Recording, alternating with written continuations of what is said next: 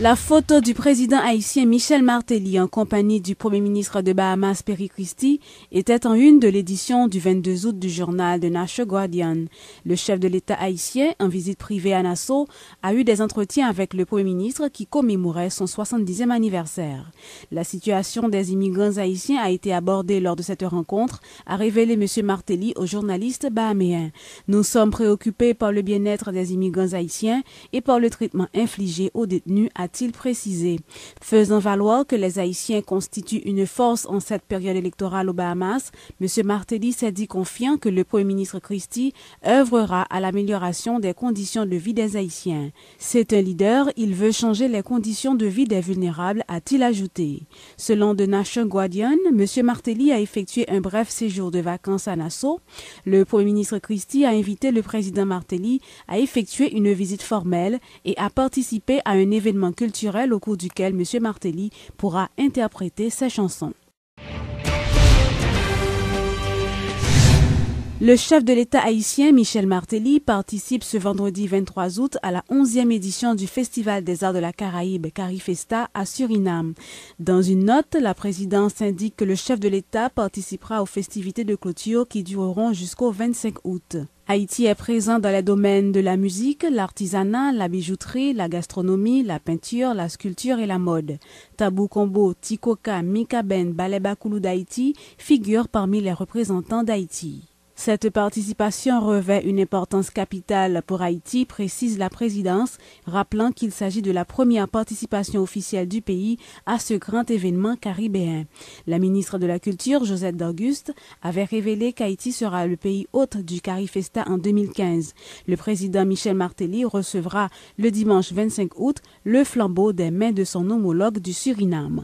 Le bureau de communication de la présidence n'indique pas que le chef de l'État avait laissé Port-au-Prince le vendredi 16 août dernier. L'absence de Michel Martelly avait provoqué la colère du député Levaillant Louis Jeune qui avait appelé le Parlement à constater une vacance présidentielle. Cependant, les leaders de la majorité parlementaire ont jugé irrecevable la requête d'un des chefs de file de l'opposition. À l'occasion de la Journée internationale de souvenir de la traite négrière et de son abolition ce 22 août, l'Office de la protection du citoyen a organisé un déjeuner de causerie autour de la proposition de loi de lutte contre la traite de la personne. Par cette initiative, l'OPC entend engager un plaidoyer pour le vote de cette loi au Parlement haïtien, explique Mme Florence Elie, protectrice du citoyen. 22-23 août là, c'est un jour déclencheur, c'est un jour créateur de liberté. Et nous-mêmes en Haïti, nous pas jamais bailler ça en pile importance.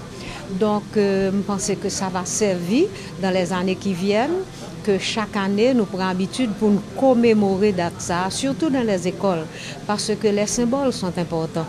Là où on a regardé événement extraordinaire ça, qui ouvrit la voie avec l'abolition de l'esclavage qui vient après ça, nous t'ai déjà proclamé tête nous libre.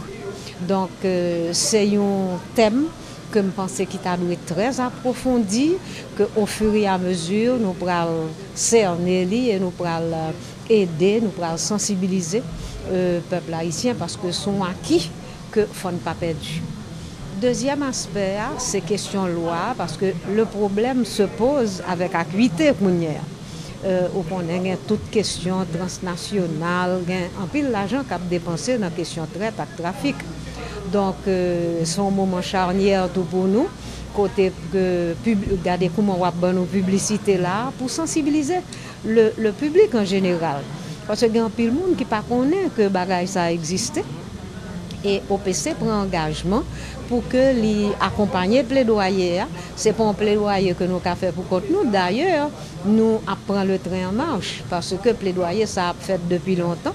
Même penser que l'arrivée à un niveau côté que l'institution nationale, étatique, qui est dans la constitution pays, il y a un rôle pour jouer, pour le bas support, pour que nous puissions faire et domaine avancé. Donc, nous engageons au niveau OPC pour que nous baillons toute la collaboration nécessaire pour que l'OASA vienne aux réalités et ceci dans un avenir très proche. Le ministère de la Santé publique a procédé ce vendredi à la réouverture de l'Institut national supérieur de formation sage-femme. Selon le directeur de santé de la famille, Reynold Grandpierre, le ministère a rouvert ce centre de formation dans le but de répondre aux défis causés par le taux élevé de mortalité maternelle en Haïti. Que sous chaque 100 accouchements, il y a à peu près 90 qui ont fait normal. Et il y a à peu près 8 à 10 qui pourraient demander qui a des complications qui ont demandé l'opération. Donc, nous venons développer une stratégie dans le ministère de la Santé publique pour dire en nous décongestionner gros l'hôpital, qui a chargé de reste 10% ça, mais 90% là, on va faire d'autres types d'institutions pour recevoir. Donc, c'est là l'idée SONUP. Et vision ministère, c'est que dans SONUP, ce sont des sages-femmes qui vont occuper. Que les infirmières sages-femmes, que les sages-femmes. Donc c'est eux qui ont une responsabilité de gestion depuis le commencement de grossesse jusqu'à l'accouchement. Et après, on va continuer l'accompagnement communautaire. Nous avons une stratégie de l'école infirmière sage-femme, mais nous connaissons déjà dans le pays, nous manquons d'infirmières. Donc, il n'est pas fini trop bon pour nous, pour dans le même réservoir infirmière, ça a tiré pour nous faire sage-femme. Donc, c'est pour ça que nous venons, pendant que nous continuons à former des infirmières sage-femmes, mais nous avons l'école sage-femme à entrer direct. Et il y a une raison tout qui fait nous insister sur la communication aujourd'hui, puisque nous parlons de ministère dit c'est à peu près 50 SONUB qui a mis sur le territoire. Ce n'est pas n'importe où, ce n'est pas dans la région métropolitaine, c'est dans tout le pays. Et je dis, nous pas là tout le pays, c'est inscription, ça, nous n'avons pas besoin seulement, c'est n'importe où, nous n'avons pas besoin seulement, c'est dans le département de l'Ouest, nous avons besoin de sortir de tous côtés, parce que l'inscription a duré une semaine encore.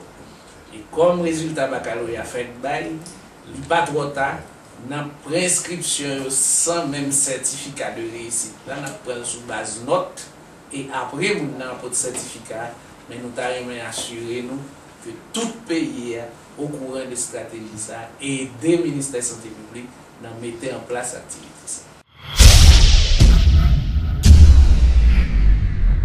Lancement ce vendredi par la Jeune Chambre internationale Haïti, la Digicel et ses autres partenaires de la 3e édition du concours TOIP, les 10 jeunes les plus remarquables. Selon Réginald Pierre, directeur du projet, ce concours devrait permettre de sélectionner et de récompenser 10 jeunes ayant accompli des projets exceptionnels dans différents domaines. Nous tous nous d'accord de nos jours, leader c'est un point culminant pour réussir le monde. Et leader ça généralement, des fois nous cherchons, nous pas contre côté. Nous avons des leaders qui existaient vraiment, mais malheureusement, nous pas reconnaître parce que l'action n'est pas arrivée ou une opportunité pour projeter l'action au niveau de grand public. Et des concours TOIP là, visé pour chercher des jeunes qui ont fait des actions, des travaux extraordinaires, exemplaires, qui étaient capables de servir ou utile à la communauté. Mais par contre, jeunes saillots, ils sont méconnus ou bien nous ignorés parce que nous ne connaissons pas. Et le concours TOIP, c'est ce concours qui a pour but de reconnaître les mérites de 10 candidats au maximum, âgés de 18 à 40 ans et personnifiant les plus hautes qualités des jeunes du monde entier. Mais qui monde TOIP visé exactement? Nous avons deux principaux critères qui peuvent faire que parmi ça. C'est bon jeune, et à la jeune chambre, la définition que nous avons pour jeune, c'est être âgé entre 18 et 40 ans. Pourvu que nous ayons 18 à 40 ans, automatiquement ils sont jeunes et automatiquement ils sont éligibles pour participer dans le concours. Nous sommes dans la cible. Et deuxième critère qu'il faut entrer dans la cible, c'est que c'est un haïtien. Et haïtien, qui va vivre en Haïti, qui va vivre à l'étranger, pour capable de participer dans le concours TOIP. Donc, le public cible, nous, c'est jeunes vivant en Haïti ou à l'étranger et ils sont âgés entre 18 à 40 ans.